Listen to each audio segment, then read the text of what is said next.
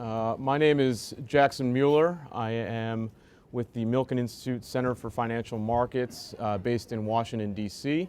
Our mothership is actually based in Santa Monica. I lead our FinTech program at the Institute, focused largely on regulatory policy, as well as produce a weekly newsletter called FinTech in Focus, which basically is a curated newsletter. You only get one email a week, I promise, that focuses on some of the top FinTech headlines, both in the US and around the world, as well as global policy developments. So it takes me a little while to put together because FinTech is never a dull moment in this space.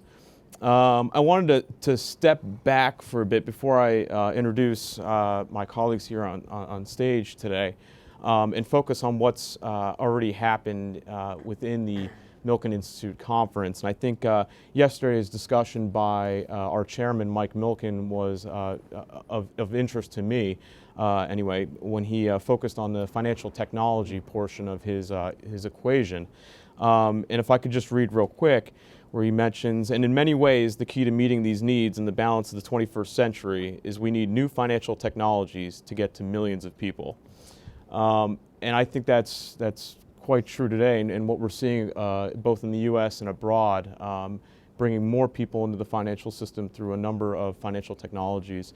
And we have a number of platforms up here who will talk about what they're doing and their impact. And the reason I say impact is because in the FinTech space, especially since I've been doing this for the last 3 years, there's a lot of hype. And what I really want to get out of everyone on the panel today is just how impactful these technologies are and what we're really seeing on the ground and the realities. Because if you take a look back, and I hope you guys will look back on some of these, some of the webcasts that we have, the archive webcasts, we talk about technologies being very transformational. We talk about its potential. We talk about how it could be it could change finance, or it could change healthcare, transportation, what have you. But in the webcast that at least I've watched at 4 a.m. this morning when I was getting prepared for this, there was no mention of there was no focus on the end user. What's going on with the end user? How is financial technology really impactful and impacting those, whether it be the small business, the consumer, the investor, what have you. So here with me today are a number of people who I will introduce right now. Henri Dommel, who's the director of the Financial Inclusion Practice Area at the United Nations Capital Development Fund. Rory Eakin, who is the co-founder and chief operating officer of CircleUp. Sahil, who's the principal of Aspada Investments. And then Valery, Vavilov, who is the co-founder and CEO of Bitfury. And then Craig Vosburg, who's the president of North America for MasterCard. So again, thank you guys for joining me today. Hopefully have a great discussion on the impact that FinTech is actually having on the end user. And with that, Craig, I think I'm going to turn it to you, if you don't mind being the first person that I call out here. Last year you traveled to a number of U.S. cities around the U.S., specifically gathering evidence on economic inequality. It'd be great to hear from you, what your experiences were, what you learned from this trip, and from these trips, and how MasterCard is leveraging technology to really bring more equality into economic inequality. Sure. Yeah, happy to do that. Let me start just with a little bit of context, because Jackson set it up talking about impact. MasterCard obviously is a technology company that operates in the payment space, and just in terms of impact, the impact of electronic payments on society at large is significant. And I've seen data that establishes the impact of electronic payments on economic growth and development as being on the order of, just in the U.S. alone, $2 trillion in incremental GDP growth since the inception of electronic payments. More than 20 million jobs created as a result of the increased productivity and increased economic activity that electronic payments enable. And on a global scale, obviously, it's even that much more significant. So when you think about it in the context of financial inclusion, electronic payments is truly one of those networks that powers the modern economy that for those who are connected to that network, they're benefiting from the growth that in many respects electronic payments is helping to fuel, and those who aren't are being excluded. And there are too many people who are excluded. Estimates on the order of 2 billion people around the world who don't have access to banking services and therefore are kind of structurally excluded from the financial mainstream. That number skews disproportionately towards women. And that's true in markets all around the globe. Here in the US, on the order of 20–25% of the population is at least underbanked, and a significant portion of that is unbanked. So as a global FinTech company, MasterCard, an established organization with global reach and scale, that's something we feel that we can and need to help do something about. And we as a company have established a target several years ago of bringing 500 million people around the world into the financial mainstream by giving them access to electronic payments so that they can in various ways benefit from the growth that this network is helping to fuel and drive around the world. And we've had very good success to date, more than 300 million people who have gotten access to these kinds of products in that time period, many of which are a result of programs we've implemented with governments around the world, in South Africa, in Nigeria, in India, other markets, as well as here in the United States, where we work with government at the federal, local, state level to, in many instances, put programs in place that enable a more efficient, seamless, convenient means of dispersing social benefits to people who don't have bank accounts. And if you're getting social benefits, you have two choices. You get it direct deposited into your bank, or you used to get a check. And checks they get lost, they're expensive if you don't have a bank account to turn into cash. There's lots of things that you're familiar with that go along with that are just not good for society. They're not productive, and they're not good for those individuals. So programs that we've run here with more than 5 million people receiving benefits in this way, saving on the order of hundreds of millions of dollars in check cashing fees and things like that, just by having funds deposited onto a card that can be then used to receive payments, make payments, and store value in the process. So that's kind of what we're doing at a government level. Now back to your question around the city activities, we know that we can do more. Governments are really important partners in this work, but governments are not the only partner or channel through which to make an impact and make a difference. And that's what led to our focus in a number of cities in the US to really spend some time on the ground with a cross-section of local constituents, local government, private sector organizations, religious organizations, civic organizations, educational institutions, cultural institutions, all the organizations that make cities what they are, great microcosms of society, and are working towards helping to improve the lives of a very diverse demographic that's represented in our urban environments. And we spend time in New York and Chicago, Atlanta, DC, Oakland, kind of a cross-section, St. Louis, cross-section of cities across the country, and found a couple of things, some of which probably are not great revelations, but as we think about the issue of financial inclusion and how to make an impact,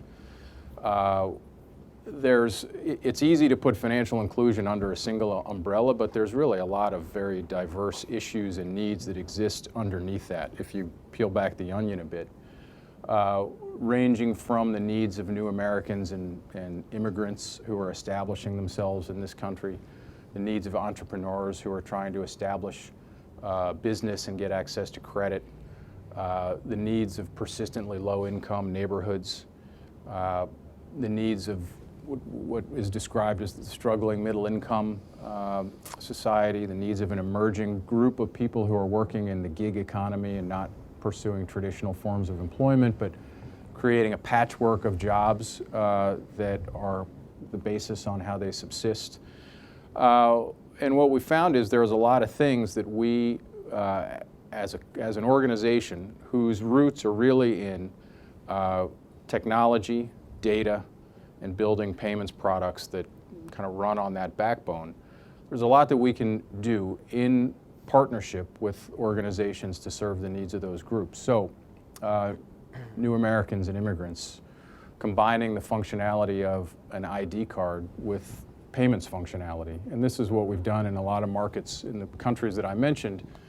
We're working on things at the city level as well, where individual ID can have payments functionality and effectively serve as a bank account that brings somebody into the mainstream to receive, make payments, and frankly be able to live their lives with a degree of dignity that often you can't if you're sort of structurally excluded and treated differently because you don't have access to those kinds of services. The needs of entrepreneurs and leveraging data in non-traditional ways to help them get access to credit. So if an entrepreneur accepts electronic payments, accepts cards as part of their business, we see on a daily basis the receipts from their business, and with their consent can share that with an organization that can make a credit decision to extend credit to that business in a non-traditional way.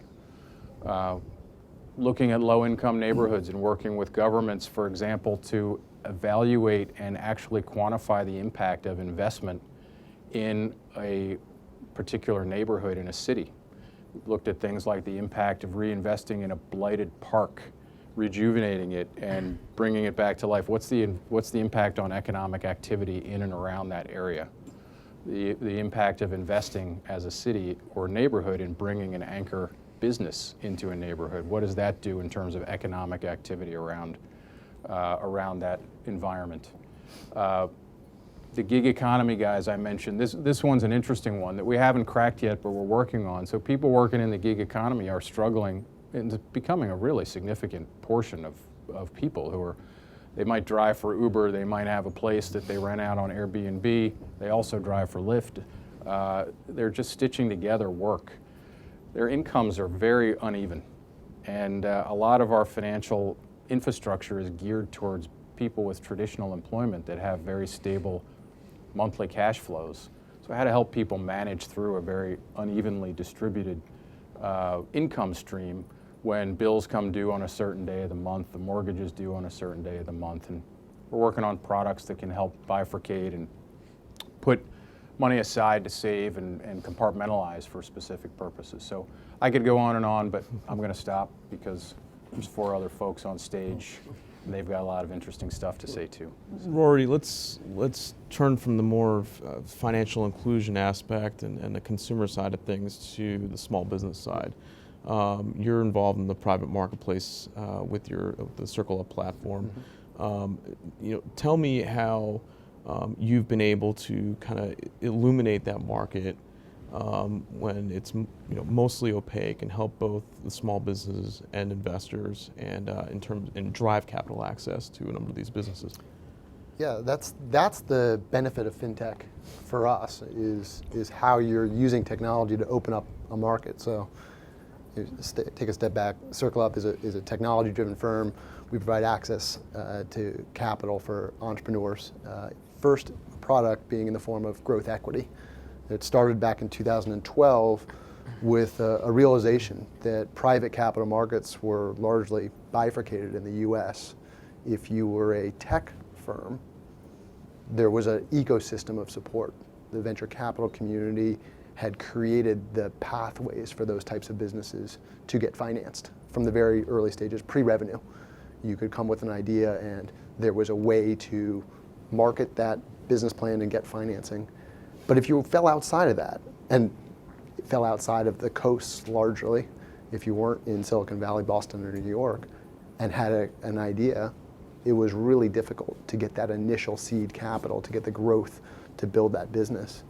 And that wasn't really supported by the data. If you looked at the returns historically, other segments of the economy, including consumer and retail, manufacturing, other industries, had provided great returns to investors. But the problem we saw was it was too costly for those investors to find that market. So we use technology now, and when I think about the focus of this panel, to what end and the results, I look at two different dimensions: the breadth and then the depth. Who are you serving? So for us, it's now 5 years in, 300 businesses raising over $300 million in growth capital, and those are companies that fall outside of the traditional tech VC focus. These are consumer and retail businesses. They manufacture a product. It sits on a shelf. It's sold in a retailing location. They're growing quite well 5 years in, and we're providing that growth equity that's creating jobs outside of the coast, all across the economy, geographically.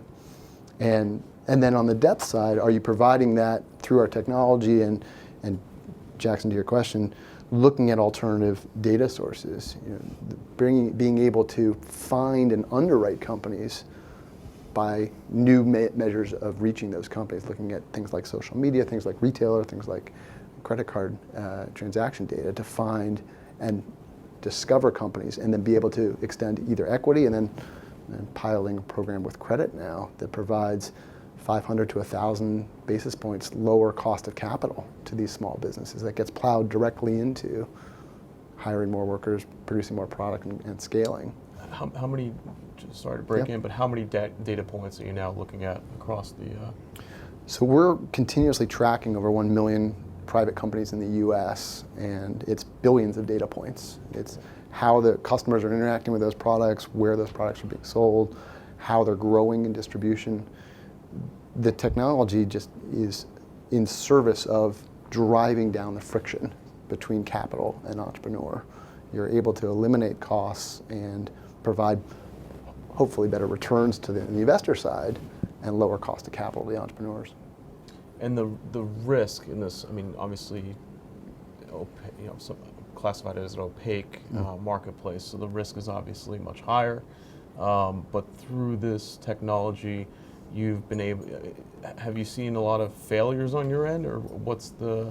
So we've been operating 5 years. On the equity side, it's opening up an asset class like the tech venture asset class where we're seeking those low 20s IRR returns. To date, 250 companies plus have raised capital, and less than 5% have gone out of business over 5 years. So our failure rate's dramatically lower than traditional tech comps because they're operating businesses, and we think the underwriting can be more data-driven.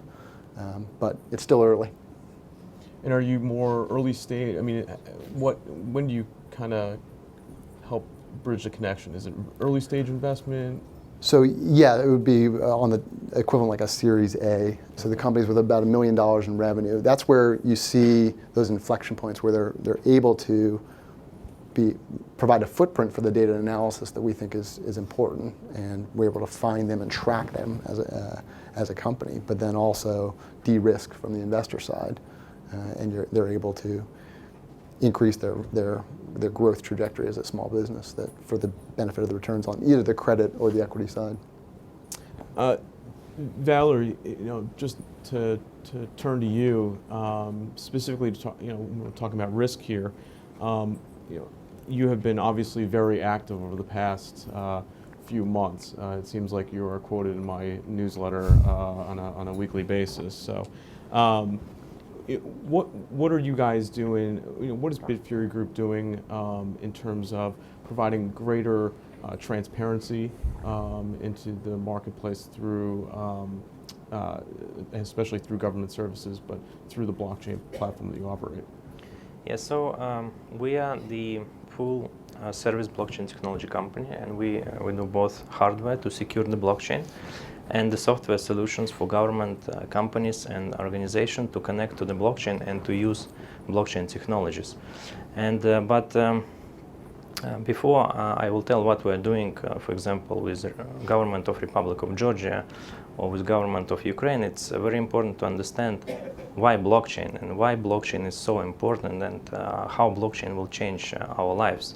And not only in financial world, because financial world is working fine, is working okay, but mostly beyond finance, where the friction is the highest. And let's go back 20 years ago when internet was created. Internet allowed us to digitize any information and to move it quickly around the world in a fraction of a second.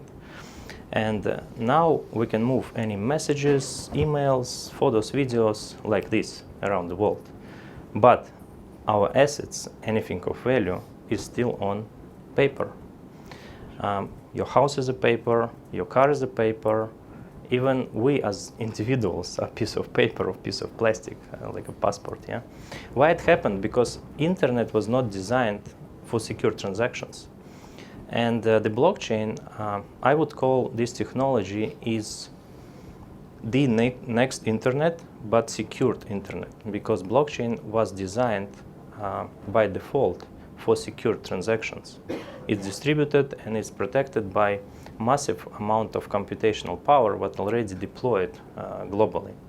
So by the help of blockchain, we will be able to digitize another part of our world, the most valuable one, our assets, and move our assets as easy as we're moving now information using smartphone, for example. And also one important I think aspect is in our world right now, it's the trust. Because I think in most of the systems, trust is just broken. People don't trust the systems. And I am, as individual, I have a personal story. I'm from Latvia originally. And Latvia is a small country with population roughly 2 million people. And it was part of Soviet Union before Soviet Union collapsed. And when Soviet Union collapsed, my parents lost literally everything. All savings, pensions, everything. Money became a paper, nothing. So why it happened? I think because of the systems that were not designed to work for people. And blockchain technology will help and helping to create the systems that works for people. Because this technology put individual in the middle of the system, not the system in the middle, but individual.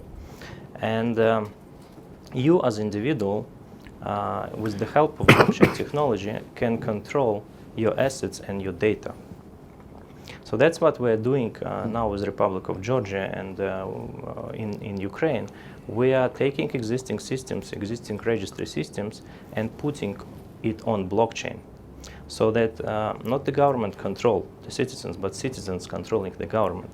A few cases, what is happening, I don't know how it's in US, but in most of the countries, for example, in Eastern Europe, in Latin America, Africa, and so on and so forth, you just can lose your property because somebody changed the record in a database. It's happening literally every day in Ukraine and different countries.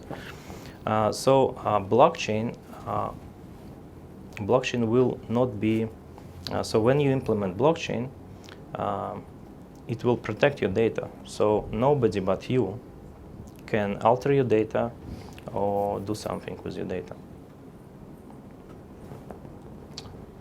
Sahil, I want to talk to you, talk about digital infrastructure and we talked about access to capital, financial inclusion, transparency, basically what all of India is doing right now in terms of trying to transform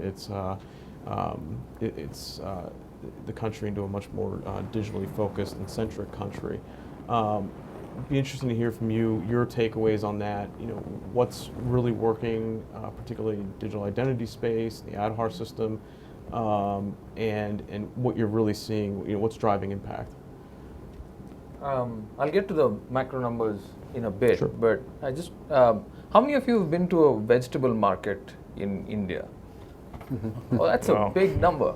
That was much bigger than I expected. Have you guys been there early in the morning? It's in Bombay, on the east side of Bombay, there's a road called Tulsi Pipe Road. And under a bridge is where about 40% of Bombay's fresh produce ends up there. It starts at about 3:30 in the morning. The produce comes there, and the tiny vendors that, it gets unloaded off these trucks, and there are these small individual entrepreneurs who essentially buy the stock, and then pushcart vendors come to them, and then they buy the stock and they go away. And I run a venture fund. We invest in agriculture. I also worked with the digital identity team, and watching vegetable markets is one of my favorite pastimes. It's a fascinating exercise in dynamic markets. So I started watching this lady who was particularly, it was hypnotic, her efficiency with which she would pack stuff and give it off to whoever came to the market. And I watched her for about an hour. And at 5 in the morning, that seems like a lot longer. And then I walked up to her and I asked her name's Kandabai, saying, "What's the hurry?" I mean, she seemed like in this crazy hurry. And so she said, "Bhai Sahab, brother, I borrowed money yesterday. I have to pay it back by the end of the day. Otherwise, I get charged another 5% for the next day." And that's, you go ahead and calculate the APR on that. That's 365 into 5. And this is practically, India's household debt to GDP ratio is lower than any country with a population more than 50 million people. We badly need structured debt, as in we need, not structured, formal debt in our country. And it's not there. I come from a family of businessmen. My family business, my father started a paint factory in Mangalore. It's a small coastal town. We employ about 90 casual laborers, and we've got 15 people on rolls. These people come in, they're immigrants, right? They come in from all parts of the country, mostly from the north. India is again very, very disparate. No? The south is a lot older. Tamil Nadu, for example's average age is 31, for example, but Bihar's average age is 19, and Tamil Nadu's average income is 3 times that of Bihar. So when you come down south, a lot of labor comes in from the north into our factories and to small factories like the one my father and my family runs. And I was there last month, and we were doing payroll, and average salary, hovers somewhere around the $300 mark, which actually puts them in the top 40% of the country. And I was saying, we were literally signing checks for these people because we've actually just moved them off of cash. And we're not signing checks, but figuring out how much needs to be paid into their bank accounts directly. And I was looking at the numbers, and most of them were being paid zero. I said, what happened? So they've all taken advance for the month already. And why have they taken advance for their salary? Because it's zero interest rate loan from their employer. And this is again really, really common in India. So when you look at a country that is starved for credit, like India is, and it's crazy that we hadn't done this sooner. But in 2010, we started Aadhaar, and I was part of the early team that built this as a digital identity. And in September 12th of 2010, the first number was issued. And in August of last year, we crossed 1 billion. So we went from 0 to 1 billion enrolled in under 6 years. That's faster than Facebook got to its first billion. So congratulations. Yeah, well, the Indian government takes that very seriously. And we didn't stop there. It was built as a digital identity on the cloud, and it was built to include people. Because before we started handing out those ID numbers, 400 million people didn't have any identity. They were ghosts in the system. And these are obviously the poorest of the poor, the people who actually need the entitlements and need the subsidies that the government has to give. They were ghosts, they didn't exist. And now they have at least a starting point. And once Prime Minister Modi took office in May of 2014, he started this scheme called the Jan Dhan Yojana, which translates to the People's Wealth Scheme. And in the last 3 years, we've opened 270 million bank accounts which are linked to Aadhaar, to whom you can do a direct subsidy transfer. And so when we, and the average balance of those bank accounts is about $40. And of course, these people have mobile phones. So now when you have a bank account, Jandan, Aadhaar, and mobile, we refer to it as the jam trinity. Suddenly, financial inclusion becomes possible. And on top of that, we built something called eKYC, which essentially using your Aadhaar number and your biometric, you can sign up for a bank account or a telephone connection instantly. Essentially, we've come down from days or sometimes never because of the documents that need to be processed to get a bank account to 2 minutes to get a bank account. The authentication time is 700 milliseconds, but that's a different number. And as a result, what's happened is a lot of people are suddenly coming into a formal system where they were completely, they were bereft of all hope before. India's largest and one of the world's largest oil companies, Reliance, started a telecom company sometime in November of last year. And in the last 3 months, they went from 0 to 100 million telecom subscribers with valid KYC. The kind of impact that these kind of public digital platforms enable is incredible. After demonetization, we had already created a system called UPI, which is like a transaction layer. It's like SMTP. What SMTP is to email, it's a transfer protocol, right? So it's an addressing system. So if you want to send me money in India, you wouldn't have to type in a bank account number. You'll just type in Sahil Kini at UPI. It's like an email address. You want to send me money, it goes straight from bank to bank. And it's instant, and for low value transactions, it's going to be free. So the whole idea of replacing cash in an economy which was 97% cash, of all transactions were cash. Building this transaction history is what enables you to lend to people who don't have any assets. Because otherwise, what do you have how do you price the risk? And so based on transaction history, you're able to dynamically price risk and lend to people from formal institutions and essentially change lives. And how does India's stack fall into all of this? So India stack. So what I described, eKYC, electronic signature, UPI, and digital locker. Digital locker. The simplest way to put it is like Dropbox built by the Indian government, and these are all public platforms. These are all platforms built in India by the Indian government, by the public, owned by different regulatory authorities. There is no private entity that owns any piece of this, and any bank can plug into it, any telecom operator can plug into it, and eventually it's going to become this, it's going to become the cornerstone of the digital economy that India is building as we speak. The stuff that's happening back there, very proud to say we're miles ahead. Yeah. Henri, I want to turn to you and look more holistically, instead of country by country or city by city. And the UN obviously has a large mandate and a large number of programs focused on financial inclusion. So what is the UN Capital Development Fund doing, and how is that actually helping how are you leveraging technology to drive change within a variety of countries? Thank you, Jack. First, I would like to say that any description of what happened to India and digitalization of finance is a very hard act to follow, because the number and the scale and the growth is just staggering after what we heard, what you said, Sahil.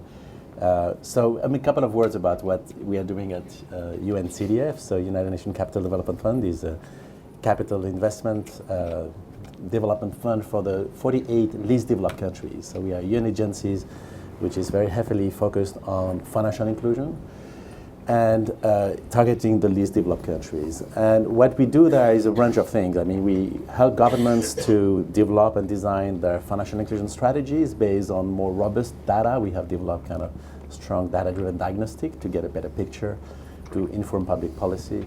On that, we are also, kind of having an ecosystem approach to develop the different pillars which can bring, for example, digital finance to scale. So we have a number of programming countries where we have this combined approach around ecosystem development. We're hosting the Better Than Cash Alliance, to which MasterCard is funding partners, as well as others. So it's a true public-private partnership, which is helping also governments, development partners, and the private sector to digitalize payment for a lot of benefits that we heard. But I think, one dimension I want to stress upon is how we also engage with the private sector. I think, what really differentiates us from a lot of other UN agencies is that we have tremendous flexibility to work with the private sector to develop innovative and scalable solutions to bring financial inclusion. And we can engage with the private sector and fund them through grants, through concessional loans, through guarantees, so a lot of flexibility.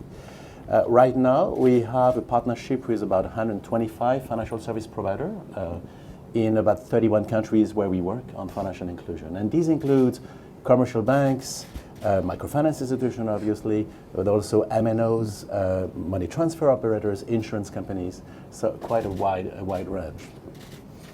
And I would say globally, across these 30 countries, I mean, we have reached more than 15 million clients, through the programs that we have over the last few years. So but we are trying to put the seeds so that we develop scalable model which can really be taken by the private sector.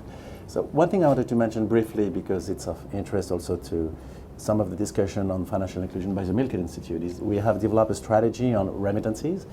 We realize that remittances is a hidden giant in the room. 600 billion formal flows register annually, but with the understanding that probably 50% more, like another 300 billion, is going through informal channel. And when you look at what it means for the missed potential for financial inclusion for recipients, it is huge. So we have found this strategy around three main pillars. One is how to encourage the movement from informal to formal remittance flows. The second one is how to lower the cost. And the third one is how to link those remittance services to other financial services, and can be very powerful and run, to financial inclusion. Mm-hmm. So, and I know the Milken Institute had developed a really interesting paper on linking remittances to insurance products. So maybe, I know that Jackie were asking what is the impact of what we do on the ground. So I wanted to share, if I can take 2 more minutes, some example of what we have been doing. To give you kind of illustration of the way we work with private sector actors. So in Nepal, for example, we have worked with a money transfer operator called EMI to basically develop a mobile wallet application to not only domestic remittances, but also cross-border. So right now, we launched that last March. We have about 25,000 subscribers for the domestic one. We are developing the one cross-border with EMI from India to Nepal. And what's interesting is that if you do more than a transaction a month, you get access to insurance products. In Cambodia and Vietnam, we have also worked with Movibo, which is a crowdsources platform to enable women in rural areas to perform tasks for which they get credits, and they can monetize those credits in cash, but also for accessing insurance products. If you don't mind me asking, what's the take-up on this? The take-up is that there is a tremendous drive around innovation with a larger range of players, and I think what is often missing is how to enable those private sector actors to take more risk, to be able to innovate, or to convince them boards to do something, or to bring together actors together, who wouldn't really talk to each other. And I think we feel we have a role to play there, where we can use the kind of flexible funding we have to encourage this kind of innovation. And I wanted to give you maybe another example in Uganda, where we have brokered a partnership between the largest MNOs, MTN, with a commercial bank of Africa. And here the idea is how to develop scalable mobile wallet which could accommodate flexible savings account and also loans. And what happened, the model is that the kind of data provided by the MNOs is kind of used to have automatic credit scoring analysis by the bank, and decide what is the kind of capacity for the client to access these loans. So we developed that, we launched that product. I mean, MTN and Commercial Bank of Africa launched that product 4 months ago. Now they have more than 1.4 million subscribers. So it is a kind of scale and growth that remind us of what we saw with M-Pesa in Kenya. And I think what's interesting is what you create that access, then there is an infinite possibility to link that to other financial services, whether remittances or insurance or credits and so we are, this is the kind of innovation we are promoting, and I could mention other examples, and the last thing as well, maybe to mention, is how we are also moving from digital finance innovation to a wider range of digital innovation, and how digital platforms enable people to access basic goods and services. Like we have a range of projects which are, for example, helping access to clean energy solutions through pay-as-you-go platform, and then we work more and more with SMEs. And here again, it's always we are going to work with private sector actors who are less, maybe either well-established but don't take the risk or don't have the motivation to test something new, or kind of younger private sector actors who don't have access to impact investors, and but who have good ideas, and to kind of help them in the journey of innovation. So that's a few examples I would mention. Oh, that's great, thank you. And we have literally 4 minutes left, so I would love to open this up to the audience. If any of you have questions, please raise your hand.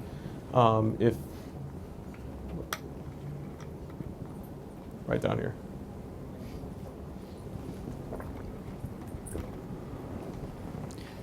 Thank you. Bhagwan Chaudhary, I'm a professor of finance at UCLA. My question is this. What are MasterCards and Visas thinking? I feel like the transaction cost model that sustained them in the 20th century is going to disappear. We are going through sort of zero transaction cost world. So do you agree, or do you have a plan? What's going on? Well, that's an interesting question. It'll probably take me more than 4 minutes to answer. First, I won't speak on behalf of Visa. You'll have to ask them. But of course, with MasterCard, look, here's how we look at the world. There is an enormous, and you heard a lot of references to it from other panelists who were speaking. There's an enormous opportunity for delivering and enabling value across society, across businesses, across commerce, that will come from riding the digital wave, continuing to displace paper-based forms of payment that are inefficient.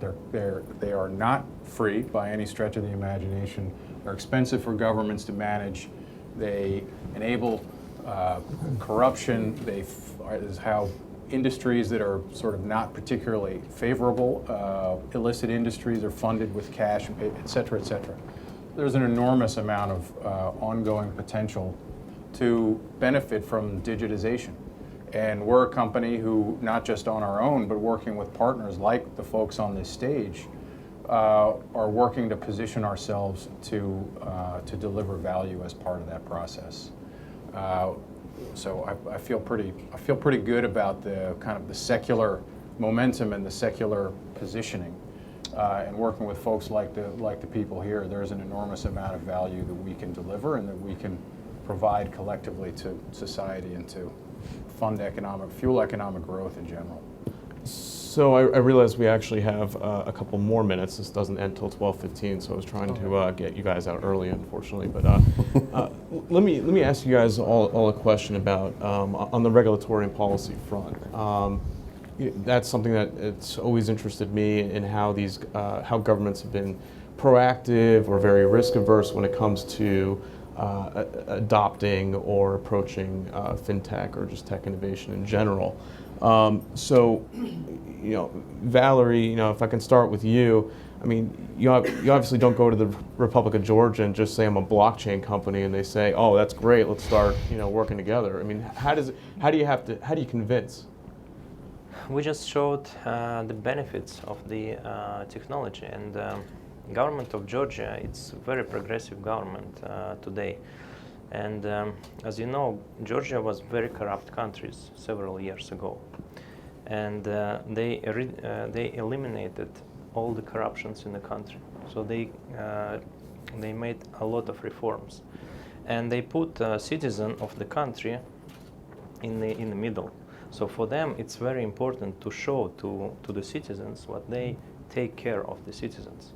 And one of the very important things is the security. Security of the citizens, security of the property of citizens, and because blockchain enables the security. And when data is on blockchain, you as individual controlling your data. And this is very important. Another step is, of course, when you start to implement blockchain, you can remove all unneeded third parties that do checks and balances, that do add trust to untrusted network. And if you can remove it, your transaction cost significantly go down. And not only transaction cost, but also time of transactions. For example, if we take property rights registration, now it depends on the countries. It takes hours, days, weeks, or even months in different countries. With the blockchain, you can enable it like this. And all checks and balances will go on blockchain that is connected to different registry systems. So how does it work for India, right? I mean, 97%, they absolutely love cash. And then all of a sudden they decide one day, hey, demonetization, and we're going to go digital. Yeah. So how did they come to that quick decision? No, I think, look, demonetization is a whole other thing, which we'll need a whole other panel to go into to talk about why it happened, how it happened, what was going on. It was crazy. But even beyond the demonetization, just the acceptance of digital avenues instead of just cash. So India, speaking of corruption, it's our calling card.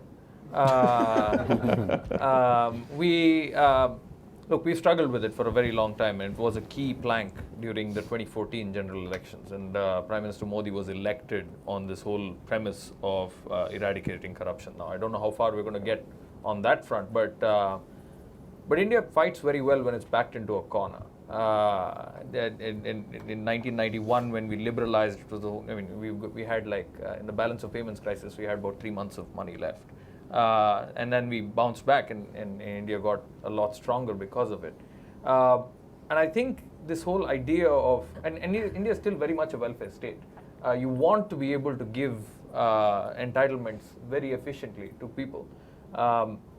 So when you want to essentially, like LPG, cooking gas, essentially, is a massive political hot topic in India. And if you want to be able to give subsidies for cooking gas efficiently, the only real way to do it is to do direct debit into somebody's bank account, which means you have to do this whole thing of giving them a bank account, teaching them how to use it, pushing them towards digital transactions. What happened in the wake of demonetization is incredible. Before demonetization, the average balance in these Jan Dhan accounts that were opened, that I mentioned before, was roughly $5. And most of them, the median value was 0. And then once that was reported, the median value jumped to 1 rupee, which is nothing. But after demonetization, that number shot up 8x. And now we've got, on average, $43 or $45, something like that, in a bank account in India. It's more than $10 billion across 270 million bank accounts. I know $45 doesn't sound like a lot to you, but in a country whose GDP per capita is $1,600, that's not too bad. So the whole idea of moving towards digital is driven by this idea, by this need that we don't have another option. If you want to give them, if you want to give people formal credit, then, like I said, there are no assets to kind of finance that credit. There's no collateral. So then the only way to do it is what we call flow-based lending. Right? At Aspada we've funded a couple of companies that provide working capital credit to small businesses. And with small businesses, we've got 70 million small businesses. Only 6 million of them are actually registered as businesses, because the rest of them are ladies like Kantabai and my plumber and my maid and people who are single-person entrepreneurs, right? And so if you want to give these people, and they all have a working capital problem, particularly if you're selling something. You buy something on cash, and often when you're selling, you're selling on credit. So you've got this monthly working capital hassle. Even if you're a mom and pop store which is graduated from the streets into a shop, right? It's the pain point. Mm-hmm. And they're willing to pay whatever interest rate, often sometimes that it takes to get there, and therefore you want to be able to price the risk effectively. The whole thing around Bhagwan's question, which was, yes, the transaction fee model it's already dead in India. UPI has due respect, sir, it bypasses Visa and Master, and it's got its own switch. and that switch is owned by the government, and the pricing is going to be determined for transaction pricing by the government. So what that means is we now view data as gold. Data is the asset, and data to give credit is how you're going to make money. And from a transaction from being a profit center is going to become a cost center, and you're going to make money off of debt by essentially providing that lubricant to the economy. Yeah, that's pretty much how we look at it. Good enough answer. Anyone else? I think that's a fair through line, though, just the value of the data, and then to tie it to your question on the regulator side as well. We're seeing regulators proactively work to get up to speed on what this means, on how you can do things like AML checks and know your customer requirements in alternative ways. We are only in the U.S., but one benefit for us is there is just a wide array of different regulators, and both state and federal level, where you do see more opportunity for innovation. I imagine somewhat similar in analogous to a multi-country layer, where you guys can pick which country you're partnering with within a regulatory framework. There is that mirror of a flexibility within a multi-state model. Yeah, I mean, if I just say one thought on that, I think the role we play with the regulators is that we want to position CDF as a trusted partner to the regulator to understand, what's happening. I mean, I think the kind of evolution in digital finance is going so fast. I think there is a natural reluctance to kind of enable non-financial service provider to kind of provide, those financial services. So I think there is a role that we play to first to engage with the regulators and to create. In all the countries we create working groups with the regulators. Often you have different part of the central bank who are not really talking to each other, but are basically should really coordinate on those issues. And I think the objective of that is how to create, to convince regulators to create this sandbox approach, where you create a space for innovation, where they can monitor what's happening and decide what is appropriate regulation, which should really protect them. The financial sector and the consumers, etc. So, and we have seen that working very well in Kenya with the approach of the regulator to the innovation with M-Pesa and others. So, I would say that's the kind of role that we see us doing, and also bridging a dialogue between the private sector and the regulator, so that they really understand, the kind of innovation which are happening, and create that kind of safe space to innovate, and then decide what is the right type of regulation. So, I think that the approach we have been taking in LDCs, but it is challenging because it's moving very fast. Yeah. Anyone else in the crowd with a question? I have actually two questions. Hang on for a mic real quick. No, straight back there. There you go. I'll ask two questions and I'll let you decide how to navigate them. Hi, Jackson. Hey, how are you? Henri and Sahil, the two questions are you seeing the central banks investing in non-bank lenders and moving money directly into the economy for especially the emerging micro businesses or the infrastructure needs and all that? One, and then for you, Sahil, are you seeing, with the micro businesses that we're seeing both domestically and internationally, the burden of the cash flow necessary, especially if you're slow on revenue growth, how are you accomplishing the return requirements with either revenue participation or zero coupon type of instruments or what have you to accommodate so that people can actually use the cash to build the business when they don't have as much revenue as they need to pay it back? So I'd love to hear your thoughts on that, and maybe there's some combination between the two, but those are the two questions, and I'll let Jackson, you decide how to navigate from here, please. Who wants to go first? Rory, you can go ahead. I'm not sure how we answer that. I think, we are, for example, engaged with government how to digitalize a lot of social payments. And I think the options to do that at scale with safety, are multiple. So I think there may be a space for the kind of innovation you mentioned for that. But I would say that would be probably the driver of this discussion, is when you digitalize a lot of social payment, which is happening, especially as we help government to implement some of the commitment they take under the Better and Cash Alliance. I think there will be a range of options as how to make those payments, reach their beneficiaries. I don't think I can be more specific than that. And just trying to understand your question better. You're saying in order to meet the risk requirements, you have to charge a high degree of interest. But if it's an entrepreneur who's building a business, right, or building a new arm of their business and they don't have enough cash flow, how do you provide the needs without burdening them with debt and shutting them down? You know, that's obviously I get it. So let me attempt to answer that question. I think the answer, of course, lies in building a track record. And building a track record requires you to, first of all, have a digital trail of data, right? So you begin with... Well, no, my question is, how are you intervening in that particular way? What are you seeing in your solutions that you're building to address those particular concerns? Right.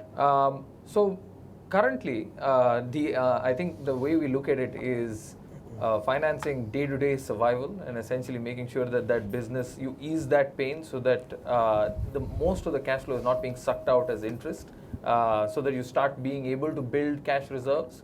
It starts with that. And as that, in that process, that entrepreneur hopefully starts building a bit of a track record and a bit of a cash reserve, so that they can begin at least to pay the down payment on a new asset or something like that. So growth is really the next step after taking away the incredible pain of paying anywhere between 1,000% to 50 to 1,000% APR, depending on how big or small you are and which source of credit you're going to, just to keep going.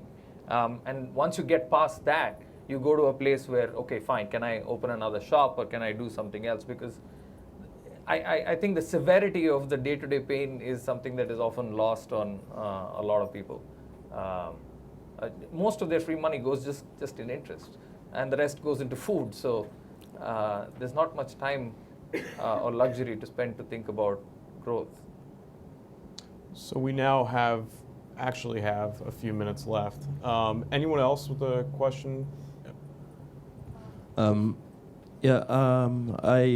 run a used car marketplace based in Lagos, Nigeria, and what we've seen is, on average, so basically we sit in between the transaction between the seller and the buyer, and the buyers, our marketplace is connecting people who want to sell their cars to car dealers, and it's a very unique sector because, on average, each transaction for a car dealer goes between $7,000 and $10,000, which is one of the highest rates you see in a market like that, and we see thousands of these transactions happening.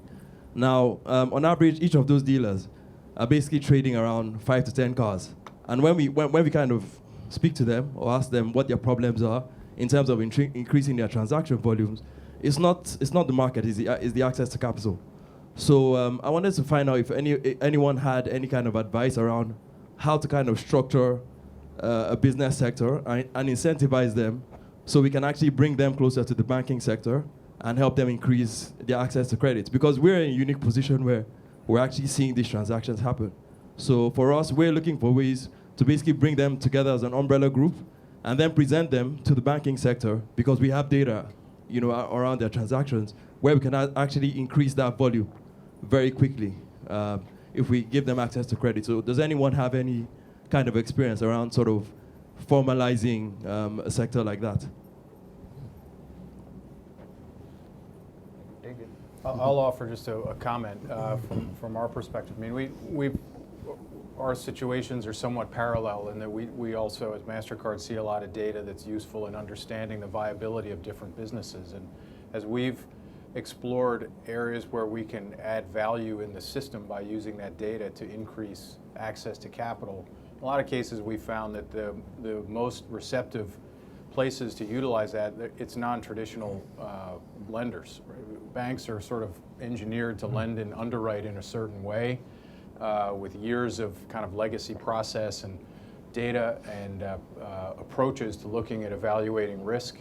I don't know whether you've got a ready access to alternative lenders like some of the folks on the stage here that would look at things in a different way, and they're more receptive to and more nimble and more able to use innovative or non-traditional data flows as part of a credit underwriting decision more effectively, and then build that base of history and use it to continue to expand their impact.